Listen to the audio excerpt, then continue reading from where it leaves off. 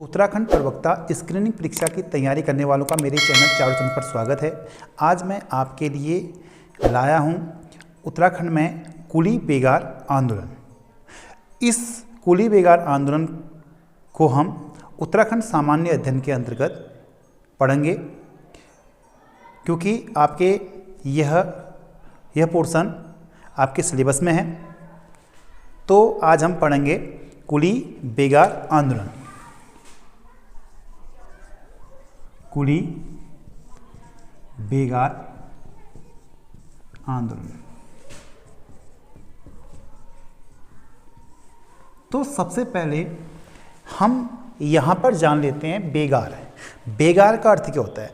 बेगार ऐसा शब्द है जिसका शाब्दिक अर्थ है जब हम किसी व्यक्ति से मुफ्त में काम कराते हैं, अर्थात बिना वेतन के या बिना मेहनताना दिए जब हम व्यक्ति काम कराते हैं उसको कहते हैं बेगार।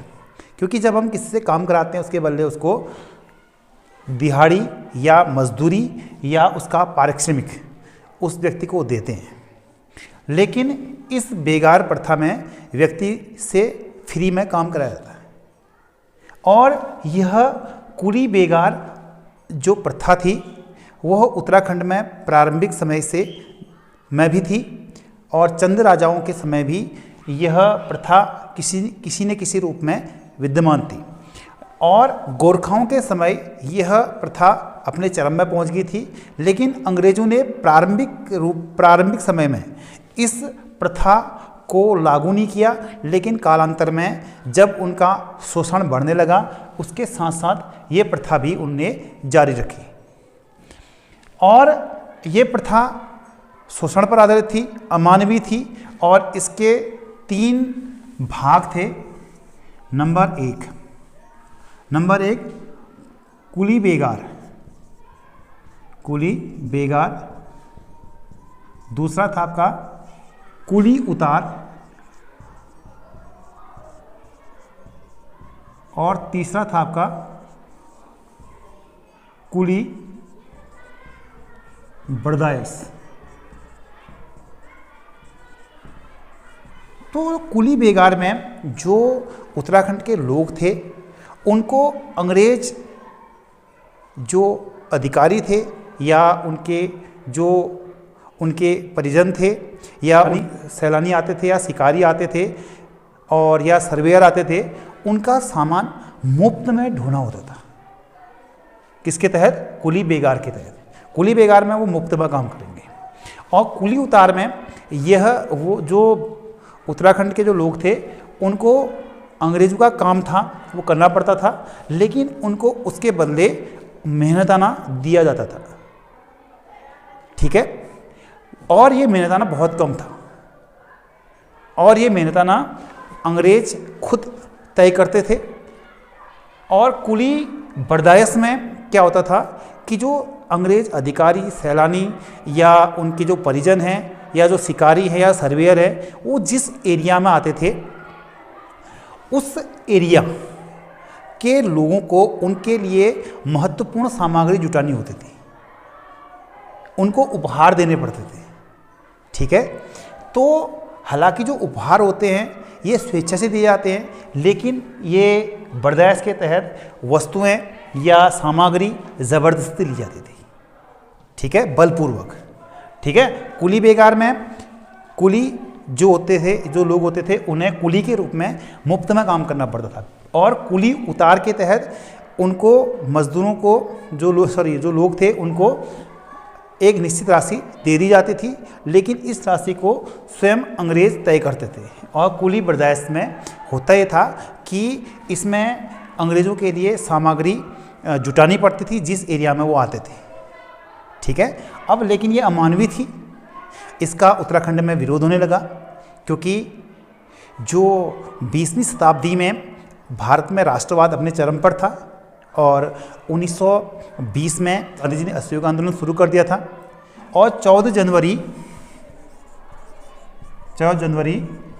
1921 को जब असहयोग आंदोलन अपने चरम पर था, उस समय कुली बेगार आंदोलन शुरू हुआ था। अब सबसे पहले जो कुली बेगार आंदोलन शुरू हुआ था वो अल्मोड़ा में खत्याड़ी से शुरू हुआ था। कहाँ से शुरू हुआ था? खत्याड़ी अल्मोड़ा से। ये भी बहुत इंपॉर्टेंट फैक्ट है जो एग्जाम में आ सकता है। सबसे पहले कुली जो बेगार आंदोलन कहाँ से प्रारंभ हुआ? और वो हुआ था आपका, वो हुआ था खत्याड़ी अल्मोड़ा से। और 14 जनवरी 1921 में ये जो आंदोलन था वो यह बागेश्वर से, बागेश्वर में शुरू हुआ था। ये जो 14 जनवरी 1921 का जो समय था, उस समय उत्तराखंड के जो बागेश्वर में, ठीक है, बागेश्वर में एक पर्व होता है, उसको मकर संक्रांति या उत्तरायणी का मेला भी कहते हैं। मकर संक्रांति या उत्तरायणी का मेला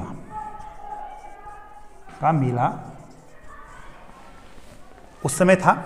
और उस समय बागेश्वर में दो नदियों का संगम है। बहुत इंपॉर्टेंट क्वेश्चन है, हालांकि ये ज्योग्राफी का क्वेश्चन है, लेकिन ये भी आप यहाँ पर इसको नोट कर लें। बागेश्वर में दो नदियाँ कौन कौन सी हैं? सरयू प्लस गोमती, ठीक है।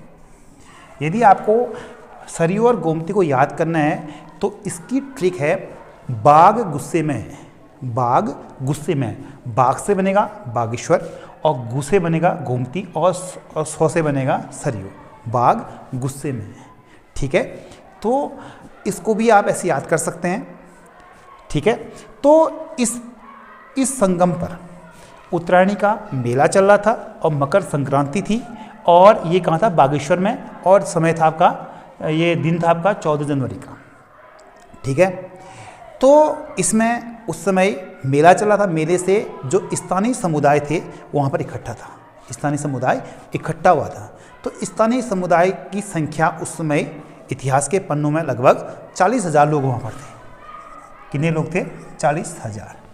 तो 40,000 लोग इकट्ठा थे, और उसमें उस समय उत्तराखंड के जो नेता थे, नंबर 1 बद्रीदत्त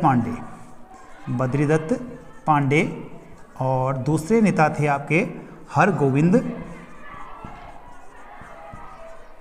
पंत, तीसरे थे आपके विक्टर मोहन जोशी,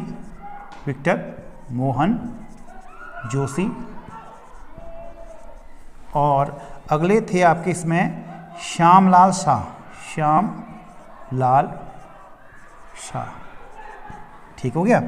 और उसके अलावा थे आपके चिरंजी लाल, ये इस कुली बेगार आंदोलन से जुड़े थे। और इसको याद करने का तरीका ये है, अर्थात जो कुली बेगार आंदोलन में जो उत्तराखंड के नेता थे, बद्रीदत्त पांडे, हरगोविंद मोहन जोशी, श्यामलाल शाह, ये भगवान विष्णु या श्री कृष्ण से जुड़े हुए हैं। ये नाम किसके? भगवान विष्णु या श्री कृष्ण से जुड़े हैं। ऐसे आप याद कर सकते हैं, जैसे बद्री, ठीक है, बद्रीनाथ या बद्री कौन हो गए? विष्णु के ही रूप हो गए। और हरगोविंद, गोविंद अर्थात श्री कृष्ण, मोहन श्री कृष्ण, श्यामलाल श्री कृष्ण, ठीक है। तो ये भगवान श्री कृष्ण भी कौन हो गए? भगवान श्री कृष्ण भी विष्णु के ही रूप है, ये तो आपको पता ही है। तो इन छोटी छोटी चीज़ों को जोड़ते हुए यदि आप याद करेंगे, आपको लंबे समय तक ये याद रहेगा, ठीक है।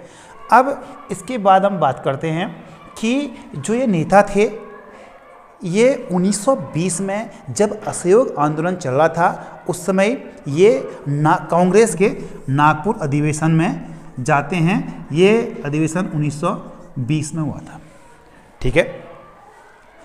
तो नागपुर के अधिवेशन में इनकी मुलाकात गांधी जी से होती है, और गांधी जी से ये कुली बेगार के बारे में बताते हैं और गांधी जी से आशीर्वाद लेते हैं। और अगले ही वर्ष अर्थात 1920 में नागपुर से लौट के अगले वर्ष अर्थात 1921 में ये कुली बेगार आंदोलन को शुरू कर देते हैं, ठीक है। हालांकि नागपुर का अधिवेशन दिसंबर 1920 में हुआ था, ठीक, और इसके अध्यक्ष जो थे वीर राघवाचारी थे।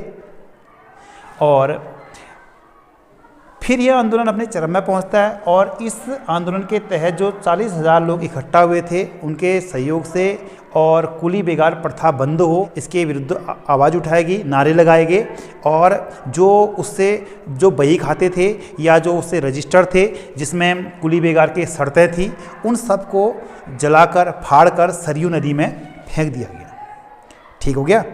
और उसमें जो नेता थे उन्हें कसम खाई, भगवान जो बागनाथ की कसम खाते हुए इस प्रथा को अंत करने का संकल्प भी लिया था। और ये उस समय तत्कालीन डिप्टी कमिश्नर ये जो बागेश्वर था, तो उस समय अल्मोड़ा ज़िले में था। उस समय अल्मोड़ा के जो डिप्टी कमिश्नर थे वो थे डायबल।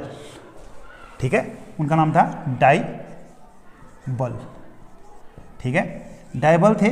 डायबल, कई लोग ये भी कहते हैं उस समय कि जो डायबल थे वो लोगों पर गोली भी चलाना चाहते थे इस आंदोलनकारियों पर, लेकिन उनके पास दलबल कम था, तो इस कारण वो गोली नहीं चला पाए। और डायबल उस समय वहाँ मौजूद थे। ये भी इम्पोर्टेंट क्वेश्चन आ सकता है कि जब कुली बेगार आंदोलन बागेश्वर में चल रहा था, उस समय तत्कालीन डिप्टी कमिश्नर कौन थे? तो डिप्टी कमिश्नर थे डायबल। ठीक है, और ये आंदोलन काफ़ी सफल होता है। लोगों ने बढ़ चढ़ के इसमें हिस्सा लिया और इस प्रथा को अमानवीय करार देते हुए इस सिस्टम को लोगों ने मानने से इनकार कर दिया। रजिस्टर जला दिए गए, रजिस्टर फाड़ के सरयू नदी में डाल दिए गए और ये आंदोलन सफल हुआ। इसकी सफलता पर गांधी जी ने इस आंदोलन को रक्तहीन क्रांति की संज्ञा दी। तो ये इम्पोर्टेंट है, क्वेश्चन है कि गांधी जी ने किस उत्तराखंड के आंदोलन को रक्तहीन कहा? तो ये था आपका कुली बेगार। या उत्तराखंड के कुली बेगार को किस नेता ने रक्तहीन क्रांति की संज्ञा दी? वो था महात्मा गांधी। तो क्वेश्चन घुमा के पूछा जा सकता है। ठीक है, और गांधी जी ने ये बात अपनी पत्रिका यंग इंडिया में लिखी।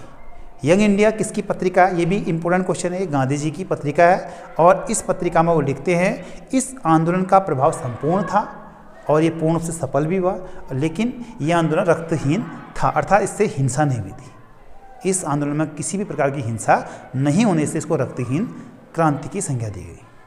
ठीक है, तो ये महत्वपूर्ण कुछ इस आंदोलन के बारे में कुछ फैक्ट थे।